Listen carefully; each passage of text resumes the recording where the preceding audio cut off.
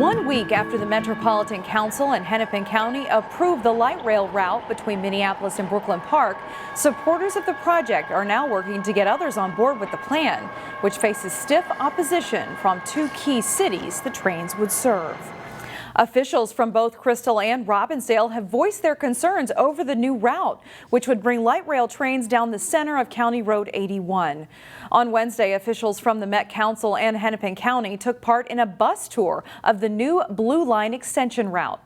Delane Cleveland was there and has more. Delane? Yeah, I'm in Robbinsdale right now, which is one of the cities that has concerns about the approved route. Today, officials with Hennepin County and the Metropolitan Council worked to address some of those concerns. There's entities and cities that we work with that have concerns and questions and are worried. Our goal, as we get to municipal consent, which is probably about a year away, is to get a design pulled together that the cities are comfortable with. Discussing the design elements along the route was one of the main goals of this Blue Line extension tour. Two buses filled with stakeholders from the different cities impacted by the Blue Line drove along the route while project leaders talked about some of the design proposals. Those include building a new park and ride lot in Robbinsdale and reducing the number of traffic lanes on County Road 81 in Crystal.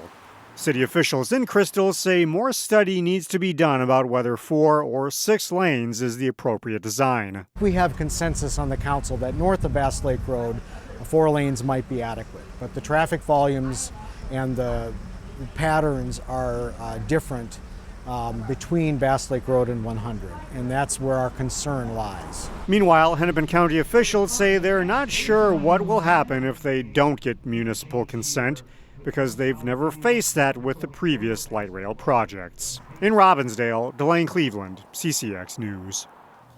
Authorities say the child killed in a crash last week in Maple Grove was a 2-year-old boy from Brooklyn Park. The county medical examiner says 2-year-old Razak Callan was pronounced dead on June 23rd at Maple Grove Hospital. The boy was killed following a 2-vehicle crash on County Road 81. A 31-year-old woman driving the vehicle with the child was also taken to the hospital with non-life-threatening injuries. Police say the driver of the other vehicle was not hurt. The cause of the crash remains under investigation. The Brooklyn Center Council has been discussing several charter amendments that could go on the ballot in November. The possible changes mainly involve the duties of the mayor. One possible change would allow just the city manager to sign off on smaller budget decisions. Currently, such decisions require signatures from both the city manager and the mayor. In this week's council meeting, the mayor admitted to delays in signing documents. Another proposal would require the mayor to sign any resolution or ordinance passed by the council within 48 hours. The potential changes have been described by some as being a more efficient form of administration, but others say it would be removing some checks and balances.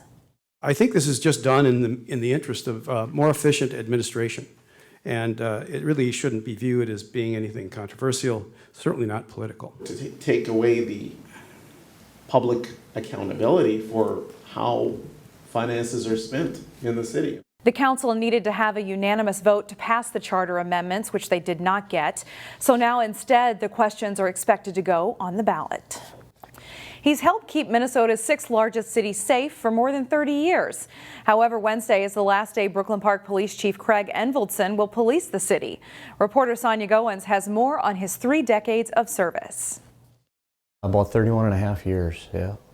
January 91 I started. Brooklyn Park Police Chief Craig Enveldson says that he's looking forward to hanging up his hat. I'm kind of excited about the new chapter. During his 9-year tenure as chief, the police department developed partnerships with numerous community organizations. Last summer, police teamed up with the nonprofit group Minnesota Acts Now to patrol high crime areas in the city. We're in some really challenged times right now with the kind of the lawlessness. Enveldson says that the last 2 years accelerated his timeline on retiring. I had always planned on probably around this time next year, maybe even the year after that, but honestly, the last 24 have felt like 5 years. The daily grind took a toll. It was daily. There was something going on that needed immediate attention. Never got a break. The top cop says one of the highlights of his career was establishing a mental health unit in 2019 where medical professionals respond to certain police calls. We'll have 1 detective and 4 licensed social workers from Hennepin County, and then we're bringing on a community paramedic. The chief says his retirement is bittersweet and he's going to miss the people he served and the relationships he's built over the years. It was my honor and privilege to serve this community for 31 years. The cities did amazing things for me personally and took care of me. In Brooklyn Park, Sonia Goins, CCX News. Enveltson grew up in western Minnesota, and that's where he's returning. He purchased a 26-acre hobby farm and hopes to have animals next year. Now to a Robbinsdale yard waste update. Waste Management tells CCX News 12 trucks came out on Saturday to collect yard waste. We previously reported on the yard waste pickup delays, which frustrated residents spoke up about.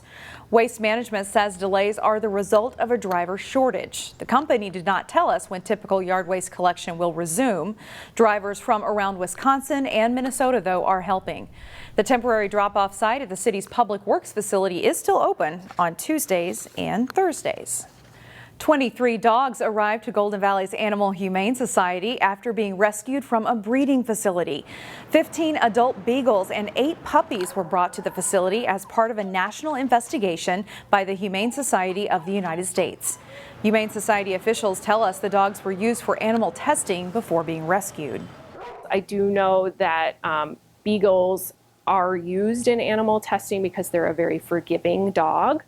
And so, you know, they are easy to forget and forgive. The dogs will be ready for adoption in the next week.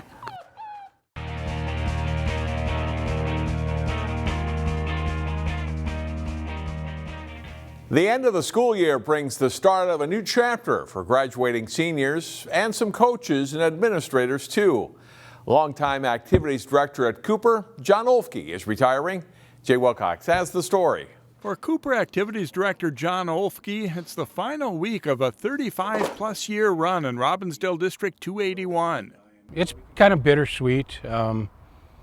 I'm looking forward to more time around the family, but you know, definitely this is all I've been doing for 37 years, so it's going to be a pretty big change for me. Oelfke took over as athletic director in 2002, preparing for the role with a dozen years as a head coach at Cooper. I actually coached, football and baseball together starting around the 90, and I did that for 10 years, 12 years of head football, and in the middle there, I co-head coached the beginning of girls hockey. I think it was the first 3 seasons. It was co-opted with Armstrong.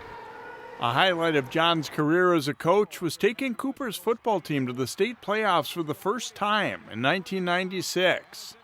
One of his predecessors as AD played a big role in preparing him for that job. My biggest mentor was Barb Lehman, and she taught me a number of really, really important things, and her dedication to the school and especially the kids, and then especially women's sports. In the last couple years, the COVID-19 pandemic changed a lot of things in all facets of life. And Oelfke admits it took some fun out of his job. Yeah, it was a different job. It was a desk job of monitoring, what's missing today, or what are we changing today. And it was day by day, from schedule, officials, and buses. He doesn't have big plans at the moment other than spending more time with family and doing plenty of fishing. For John Oelfke, the many great people he met at Cooper will stay with him for years to come. Jay Wilcox, CCX Sports. The big USA Cup Youth Soccer Tournament comes to the North Metro starting July 8th, and there's a need for volunteers this year. We talked to USA Cup Sarah Soley about that this week. It takes a village to put on an event like this, so we need people to help us, give away bags to players, to help watch fields, make sure referees get to games on time. Anyone and everyone can help. I know you didn't have a tournament 2 years ago and they came back last year. In general, is it a little tougher to get volunteers right now than it was pre-pandemic, say 2019? Definitely, we've noticed just maybe a hesitation, or they did it for many years and took that year off and just haven't come back to that tradition of volunteering at USA Cup. I looked at your volunteer page earlier. There's a lot of different opportunities. Tell me about the different areas people can get involved with.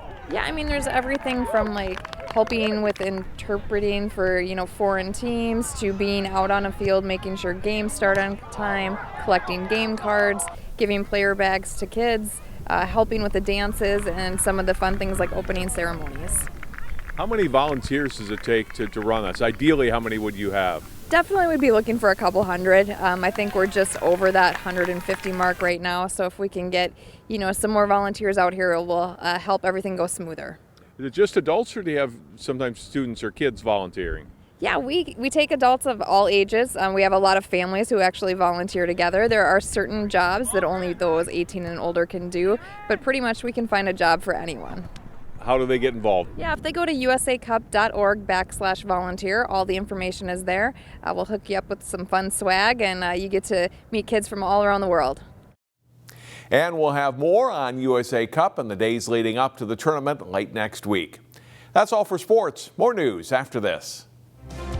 Find more prep sports games and highlights at ccxmedia.org and follow us on social media.